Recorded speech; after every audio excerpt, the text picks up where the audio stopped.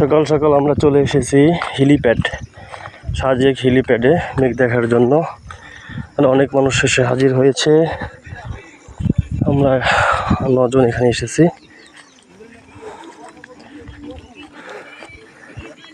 চারপাশে শুধু মেঘ আর মেঘ, কুয়াশার মতো যেটা দেখা যাচ্ছে সেটা হচ্ছে মেঘ।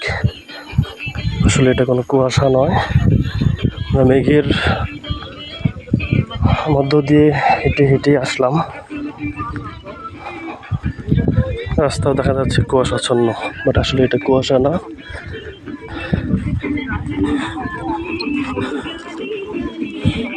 এটা আসলে হেলিপ্যাড।